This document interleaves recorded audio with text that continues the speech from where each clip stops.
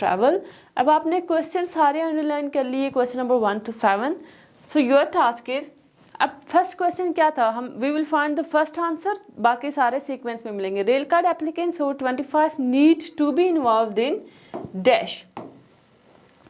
वापस आप ऊपर चले जाएं टू द टेक्स्ट, यहाँ से स्टार्ट करें.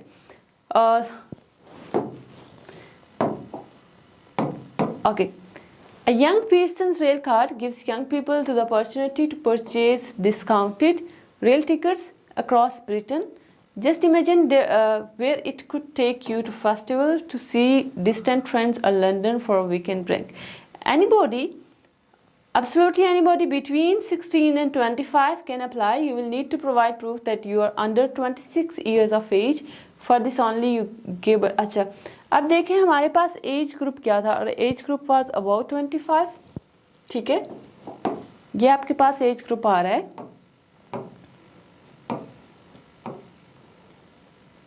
Rail card applicants over 25 need to be involve in, कि जिनकी एज 25 से ज़्यादा हो वो किस चीज़ में इन्वॉल्व हो सकते हैं.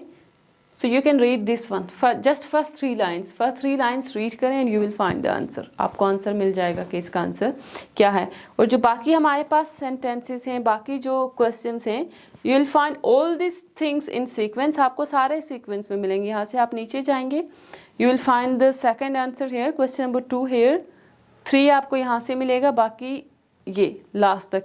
This is a short passage, बिल्कुल छोटा सा पैसेज है हमारे पास, इसमें सारे आंसर्स आपको सीक्वेंस मिलेंगे. You people have now just 5 minutes. 5 minutes में आपने ये कंप्लीट करके बताना है. अगर कहीं पे भी आपको समझ नहीं आ रही, you can ask me now, आप पूछ सकते हैं अभी. जी मैम, ये जो हेडिंग्स है ना, इसमें एक ही आंसर ही होगा या एक से ज्यादा भी हो सकता है एक हेडिंग में? Headings mean list of headings. Yes ma'am, जैसे कंडीशंस आ गया, यूजिंग योर रेल कार्ड, इसमें ओह नो, दिस ये क्या है, यू हैव ब्लैंक्स. अब देखें ये तो ब्लैंक्स है ना, ब्लैंक्स में उसने क्या दिया है, yes ma'am, choose no more than 3 words. इसका मतलब क्या है, कितने वर्ड्स आप लिख सकते हैं. You can write 3 words but no more than 3 words. 3 words आप बेशक लिखें इसमें, नो प्रॉब्लम. ठीक है, रेल कार्ड है ना, ऑप्शन दिया गया, उसने क्वेश्चन दिया है कि choose no more than 3 words. It means you can write 3 words but you can write no more than 3 words. 3 से ज़्यादा नहीं लिखना. ऊपर क्वेश्चन आप जब भी स्टार्ट करते हैं ना, पहले ये स्टेटमेंट रीड कर लिया करें. ठीक है, complete the sentences below no more than 3 words. बेशक आप लिसनिंग कर रहे हैं और either you are doing your reading test. जब भी आप कोई टेस्ट करते हैं तो ट्राई किया करें फर्स्ट रीड द क्वेश्चन, क्योंकि इसकी वजह से अगर आपका आंसर ठीक भी है तो वो गलत हो जाएगा. ठीक है, अगर वर्ड लिमिट, मैं कह रहा हूँ कि एक ही जो हेडिंग है ना, उसमें 2 से 3 ब्लैंक्स के आंसर मिल सकते हैं, ये मैं कह रहा हूँ.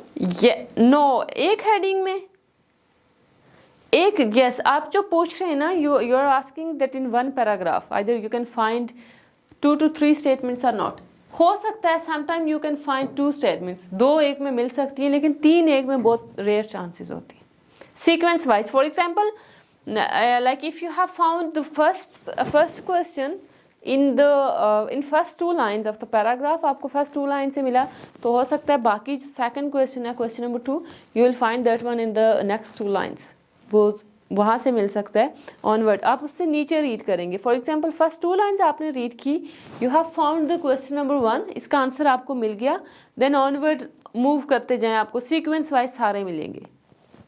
ऐसा नहीं होगा कि ऊपर वाले जो फर्स्ट 2 पैराग्राफ्स हैं उन्हीं में से आपको सारे क्वेश्चन ये आंसर मिल जाए, question number 1 to 7, and you will not be reading the rest of the paragraph. ऐसा नहीं होगा, आपको पूरा पैराग्राफ रीड करना पड़ेगा, लेकिन सीक्वेंस वाइज आएंगे तो आपको आंसर मिल जाएंगे.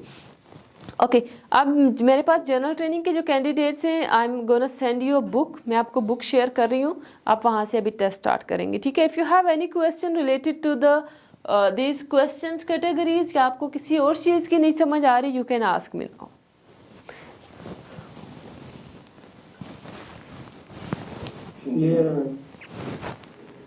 जी